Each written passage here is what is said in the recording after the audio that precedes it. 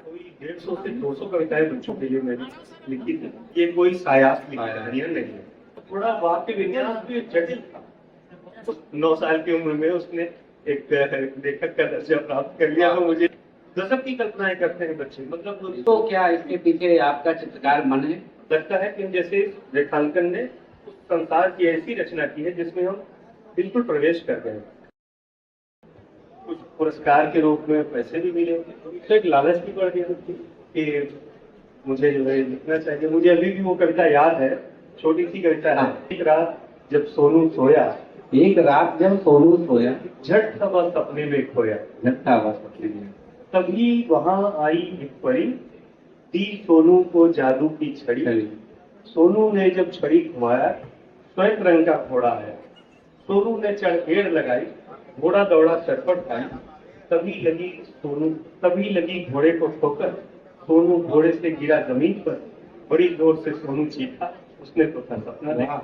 चित्र कुछ ऐसा था कि एक घोड़ा बना हुआ था और एक बच्चा नीचे बैठा हुआ था। मैंने वो कल्पना की कि गिर गया और उसने इस तरह से लिख के भेज दी। और फिर बाद में जो चित्र होते थे उससे रंग भरना शुरू किया और मुंह देखना शुरू किया। तो मैं कहूँगा आज कि अगर मैं थोड़ा बहुत चित्रकला में आया या कविताएं लिख पाया आगे चल करके, तो उसमें स्वतंत्र भारत की नव लेखन प्रतियोगिता का बहुत बड़ा हाथ है। उसके बाद फिर तो एक श्रृंखला ही शुरू हो गई। फिर मैंने चंपक नंदन, चंदा मामा और बालहंस ये सब पढ़ना शुरू कर दिया था। कामिक्स बहुत पढ़ता था। और बालहंस के उस समय संपादक हुआ करते थे अनंत कुशवाहा।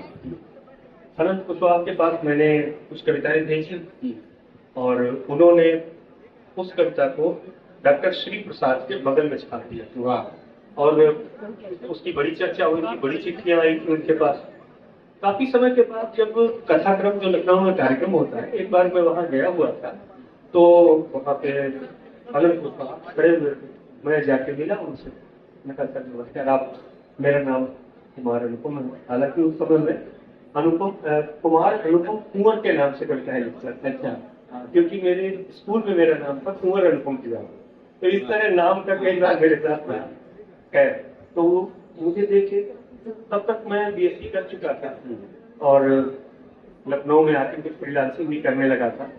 तो उन्होंने मुझे गौर से देखा, बोले कि आप कुमार अनुपम है जिनकी कविताएं बालहंस में छपती है। जी, बोले मैं तो सोचता था कोई 50-60 साल का व्यक्ति होगा।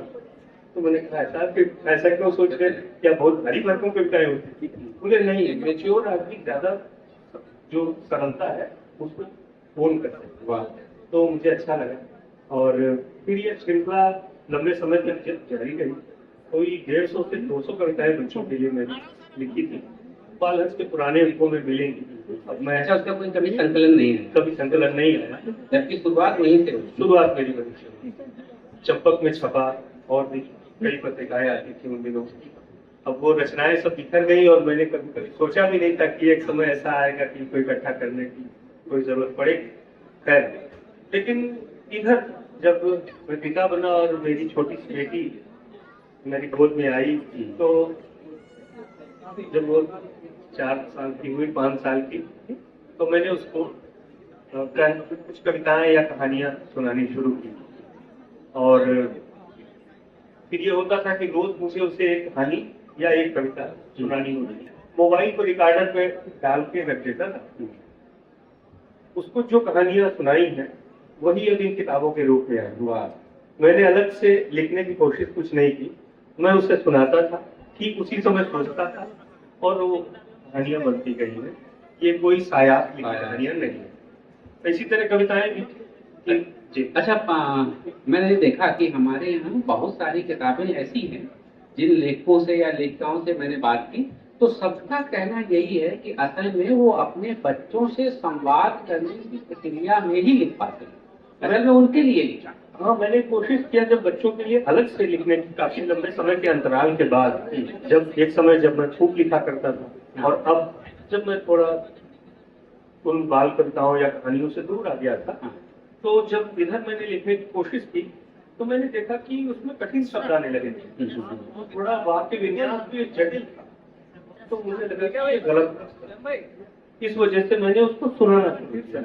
तो मस्तिष्क अपने आप, जब बच्चा सामने होता है तो अपने आप वो एडिट करके कोमल शब्द निकालता है। तो इस क्रम में वो कहानियां लिखी गई और इसमें कुछ चीजें ऐसी हैं कि जिससे कैसे बच्चे के भीतर एक कुतूहल बने और उसके साथ कल्पनाएं की। कई बार ऐसा भी हुआ है कि मैं कहानी सुना रहा था और आधी कहानी को मेरी बेटी ने आगे शुरू कर दिया सुनाना। अभी उसकी भी पिछले दिनों एक पिछले पुस्तक मेले में रामदरस मिश्र जी ने उसकी कहानी का एक संकलन क्या, एक ही कहानी है लंबी, एक उसने कहानी सुनाई थी जो मैंने रिकॉर्ड कर ली थी, वो अद्भुत प्रकाशन में छापी है। तो अभी 9 साल की है बेटी मेरी और उस 9 साल की उम्र में उसने एक लेखक का दर्जा प्राप्त कर लिया। तो मुझे ये खुशी है कि इस तरह कहानी सुनाने और सुनने से, कई अभी कहानियां मेरे मोबाइल में है जो उसने सुनाई है, गजब की कल्पनाएं करते हैं बच्चे। मतलब मैं कह नहीं सकता हूँ कि आज का बच्चा हमसे बहुत बहुत ज्यादा कल्पनाशील है। अच्छा, ये इस किताब में मुझे लगता है कि ये मूलतः बच्चों को रंगों के बारे में थी।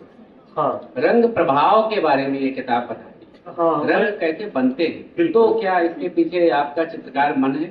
बिल्कुल, वो नायास हो गया। मैं लिख रहा था और मुझे उस मछली को छिपते हुए दिखाना था कि वो आइस पाइस खेल, हम लोग सभी जानते हैं बचपन में हम खेलते थे और लहर उसकी दोस्त है। तो कैसे छुपाऊं, तो अचानक से मेरे मन में आया कि वो लहर के पीछे छुपी। जब वो दरअसल क्या है कि एक रंग जब दूसरे रंग से मिलता है और उस मिलने के बाद जो तीसरा रंग बनता है उसकी प्रक्रिया क्या है, ये मैं बच्चों को खेल खेल में सिखाना चाहता था। क्योंकि मैं नहीं चाहता हूँ कि बच्चों को कुछ सिखाने के लिए उपदेशात्मक चीजें कही जाए या भारी भरकम चीजें कही जाए। उनके रूटीन में जो जिस तरह से वो सामान्य गतिविधियां करते हैं उन्हीं गतिविधियों के भीतर से वो ज्ञान प्राप्त कर ले, तो ये अच्छा।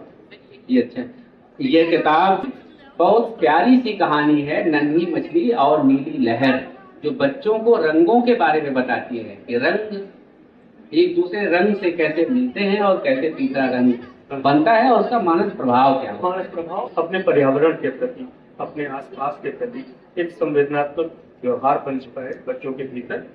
बच्चों में होता ही है, मौलिक रूप से होता है। समय के साथ वो हम जैसे जब थोड़ा अपने को सभ्य और विकसित जिसे तथाकथित कहते हैं वो बनने की कोशिश में हम अपने मूल तत्व को खोते जाते हैं। तो मुझे ये लगता है कि बच्चे बल्कि पूरी सृष्टि को ही बहुत समग्रता में देखते हैं, ढंग तरह से देखते हैं और स्मृति आने के बाद वो खंड खंड हो गई है। हाँ, और मुझे अक्सर रविन्द्रनाथ टैगोर जी का एक वाक्य ध्यान आता है। तो उन्होंने कहा था कि आज भी जब हम जिस सदी में हम जी रहे हैं और वरिष्ठ लोगों के लिए, वयस्कों के लिए जो हम रचनाएं लिख रहे हैं, दरअसल हमारे आसपास कितना शोर, इतनी तरह की हिंसा और तरह तरह के ऐसे वातावरण में हम हैं और कलम लगातार वैसा लिख रही है।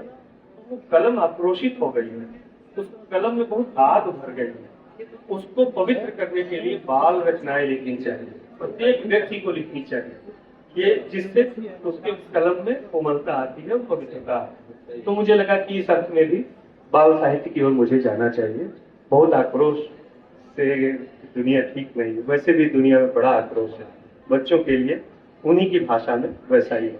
इसके बाद अभी क्या, मतलब बाल साहित्य में और क्या कर रहे हैं? बाल साहित्य में अपनी 2 किताबें और आने वाली है, जो जैसा मैंने बताया कई कहानियां उसको सुनाई थी, तो वो सब अब धीरे धीरे एक एक कर आ रही है प्रकाशनों से। इसका प्रोडक्शन है, इसका रेखांकन है, इस पर आप क्या कहना चाहेंगे? इसका रेखांकन बहुत सुंदर है और जल रंग से बने हुए रेखांकन है, तो इसमें एक अलग सी तरलता आ रही है। अगर मैं एक चित्रकार होने के नाते इन रेखांकनों को देखूं तो मेरे लिए ये रेखांकन बहुत जीवंत लगता है कि जैसे रेखांकन ने उस संसार की ऐसी रचना की है जिसमें हम बिल्कुल प्रवेश कर गए। अच्छा, एक प्रकाशक होने के नाते मेरे बहुत सुंदर तरीके से, हाँ, ये किताब ऐसे ही उतरी थी कि अगर मछली पर और जल पर कोई किताब है तो उसे जल रंगों में ही होना चाहिए, जल रंगों में ही होना चाहिए, कोई और टेक्निक कोई नहीं। बहुत सुंदर तरीके से इसका प्रकाशन हुआ है। मैं चूंकि खुद साहित्य अकादमी में हूँ और एक प्रकाशक के रूप में भी वहाँ मेरा दायित्व रहा है, मैंने उस पूरे अनुभव के बावजूद मैं कह पा रहा हूँ कि अत्यंत सुंदर तरीके से इसका प्रकाशन हुआ है। यही एक प्रकाशक होने के नाते भी और एक लेखक होने के नाते भी मैं आप लोगों को इसके लिए बहुत बधाई और धन्यवाद देता हूँ।